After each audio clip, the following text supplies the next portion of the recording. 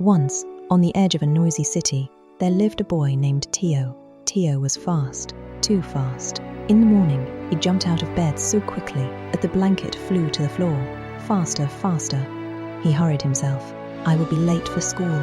He gulped down his breakfast without really chewing, and never noticed how Grandma quietly set a warm pie in front of him, how the mug in his hands sent up tiny clouds of steam that drew funny shapes in the air. On the way to school, Tio ran. He did not have time to look at how the sun got stuck in the drops of water on the grass, how the neighbour's cat jumped in a funny way after a red string, how the sparrows argued over a crumb on the pavement. Time does not wait, Tio loved to say. You have to do it all. He said it so often that even the clocks in the house seemed to tick faster. Only one day, time really did stop waiting. That day, everything went as usual. Lessons, recess, running, phones, games. Tio walked home from school, and at the same time checking his messages, thinking about homework, remembering that he wanted to draw a robot, and trying to outrun every other kid on the sidewalk. He was in such a hurry that he did not notice how a special silence hung over the city. Silence, like the moment just before you take a breath, and suddenly, tick, and nothing. As if someone had pulled one tiny ribbon out of a long, long garland of time. Tio blinked. He was already standing at the entrance to his building. He remembered walking down the street. He remembered tossing his backpack in the air just for fun. But what had happened between those moments, he could not remember at all. That is weird, he frowned. It is like a little piece of the day just vanished. At home, everything was like always. Grandma was putting a pie on the table. Teo, remember how we once, she began, and suddenly stopped. Oh, forgot what I wanted to say. Teo shrugged and turned on the computer. Only in the evening, when he lay down in bed, something poked inside his chest, like an empty place, as if there should be some warm, important memory there, and instead there was just a blank space. Must have imagined it, Tio whispered, and closed his eyes. But time does not like being lost. In the middle of the night, Teo woke up to a strange sound. It was not tick-tock. It was more like tick, tick, sigh. He listened carefully. The sound came from outside, from the old clock tower on the square that looked completely ordinary in the daytime. Outside his window, a huge round cock face seemed to lean closer. The hands trembled, like they had caught cold. Hey, you there? Tio suddenly heard a hoarse voice. Yes, you, the boy who is always rushing. Come up here, we have something missing. Now I am hearing towers, Teo thought, but the sound was real. And his curiosity ran faster than his fear. He dressed quietly, slipped out of the apartment, and ran to the square. Up close, the tower was old and a little tired. The stones were lined with tiny ancient fissures. The hands on the highest clock twitched nervously. By the door hung a small brass sign, Workshop of the Time Watchmaker. Strangers may enter if it is really important. Tio took a deep breath and knocked. The door opened by itself, letting out a smell of dust, oil, and something very old, like ancient books that remember every hand that touched them. Inside the tower, a narrow staircase curled upward. Tio climbed, counting steps. On the 121st step, he met, of course, the time watchmaker. He was a small man, with a nose shaped like a comma. He wore a long vest with many tiny pockets, and from the pockets peeped second hands and bits of metal springs. Instead of an ordinary hat, he wore a little round clock, whose hands quietly went in circles.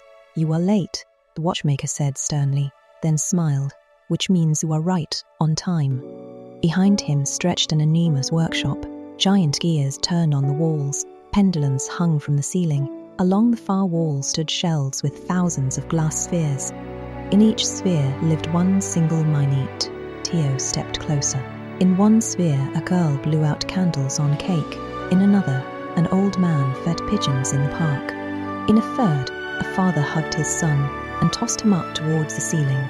All the minutes glowed softly, their tiny seams quietly moving. What are all these? Teo whispered. Lived minutes, the watchmaker answered. The ones people truly lived through. not just rushed past. He picked up from the shelf a dull, almost colourless sphere. This one is yours, the lost one. Today, it simply fell out of your day. I managed to catch it, but inside, nothing, not a single image. Teo swallowed. I do not remember what I was doing then, he admitted. I was just walking and hurrying. Exactly, sighed the watchmaker. When you are always in a hurry, time starts running away from you. First it leaves by single minutes, and one day you might lose a whole day.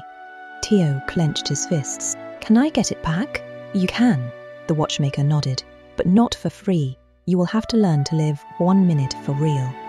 He snapped his fingers, and 3 tiny toy-like clocks appeared in the air in front of Teo. 3 tasks, 3 minutes. Complete them, and your lost minute will fill with a picture and return to its place. For it's late to ask, said the watchmaker. 1 minute in complete silence. A minute only for you. He set the first tiny clock on the table. The hand froze at 12. As soon as you are ready, press here, he showed, a little button. And until the hand comes full circle, just be. Do not scroll, do not run, do not plan what is next. Teo made a face. Standing and doing nothing sounded scarier than any test at school. He took the little clock, and in the same instant, he was back home, in his room.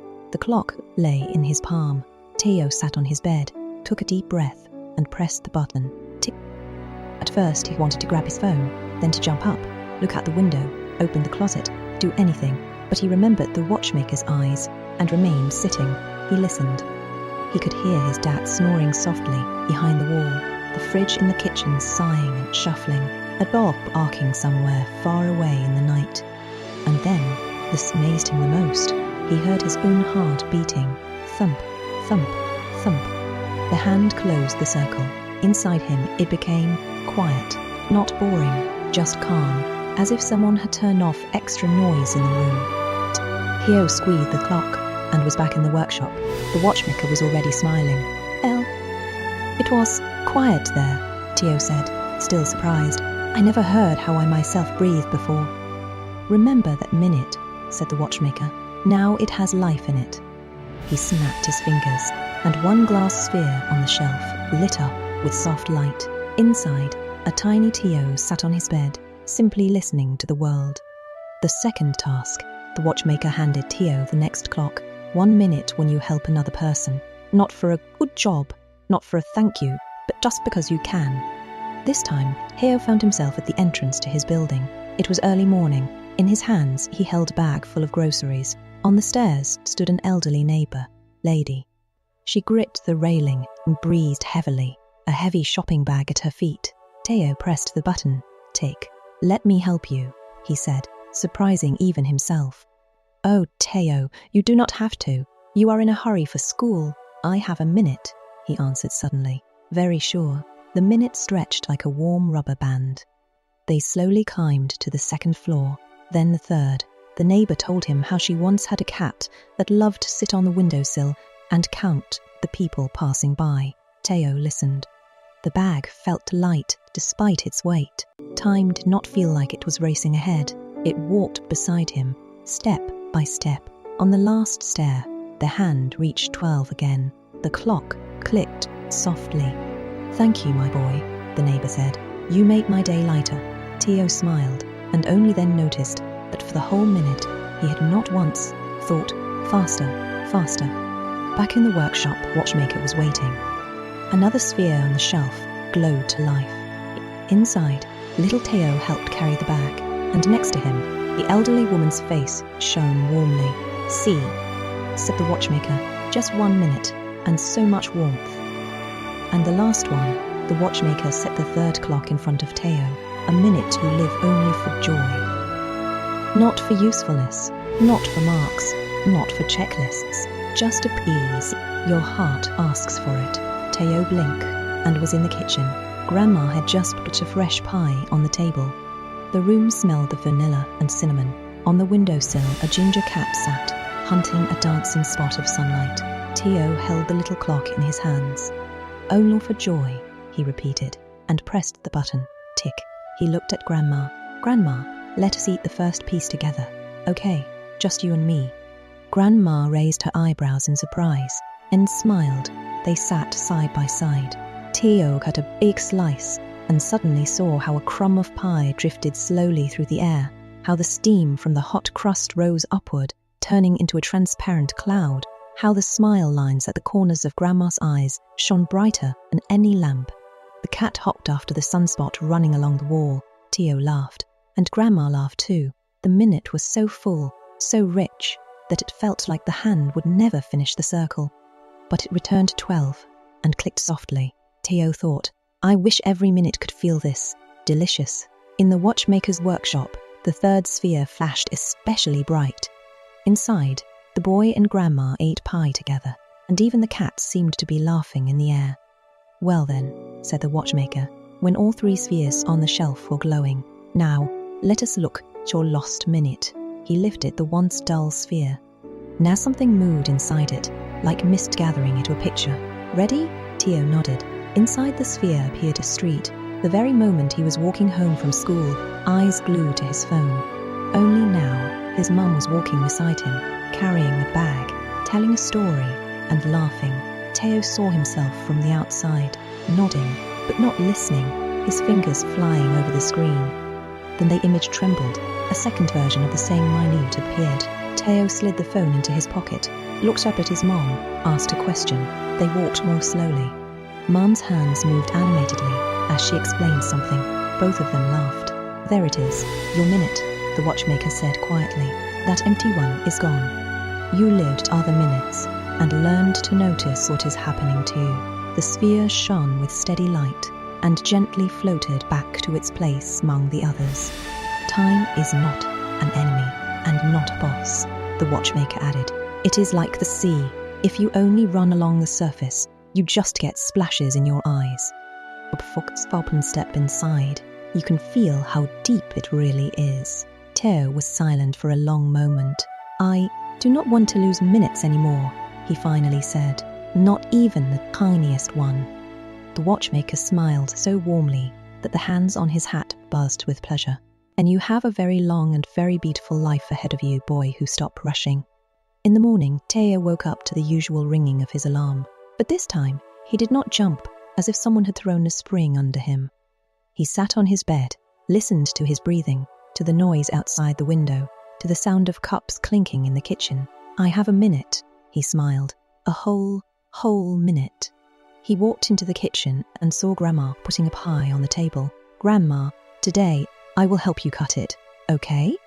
And then you will tell me how you used to go swimming in the river when you were little." Grandma froze, with a knife in her hand. Then her face slowly lit up with such a smile that Theo understood very clearly. This minute definitely will not be lost. Somewhere in the old tower, the time watchmaker took off his little clock hat and carefully polished it with his sleeve. The hands on the big tower clock ticked evenly, calmly, in time with the boy who had finally learned to live, not faster, but here and now. Minutes that we live consciously and with love never disappear. Even if the clocks keep ticking, warm moments stay with us forever, in our hearts, in our memories, and in the people we were holding in those precious minutes.